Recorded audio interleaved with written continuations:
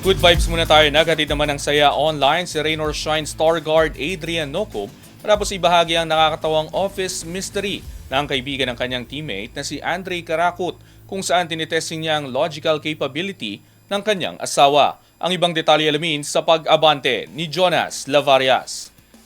Nagbigay ng instant katatawanan si Rain or Shine Elasto Painter star guard Adrian Clarence Nocum sa kanyang Facebook post nang ibahagi niya ang nakakatawang office mystery tungkol sa kaibigan ng kanyang teammate na si Andre Karakut. Nagsimula ang lahat ng tanungin niya ang kanyang asawa na si Shikaina kung alam niya ang sagot sa kanina niya pang tinatanong bago pa lamang sila makauwi galing sa isang mall. Ayon sa kanya, araw-araw pumapasok ang kaibigan ni Karakut sa isang opisina sa Makati sa isang mataas na building na abot hanggang 13 palapag. Para sa marami, normal lang ito, ngunit may twist ang kwento na agad nagpatawa sa mga manonood. Sa bawat araw na pagpasok, ang kaibigan ni Karakut ay umaakyat gamit ang elevator ngunit hanggang 10 palapag lamang. Pagkaakyat, kakailanganin niya munang maglakad ng 3 palapag pataas hanggang sa opisina. Sa una, naging palaisipan nito, bakit hindi na lamang siya dumiretso sa 13th floor? Ang sagot pala simple lang at sobrang nakakatawa. Hindi niya maabot ang button para sa ika-13 palapag. At dahil unano siya,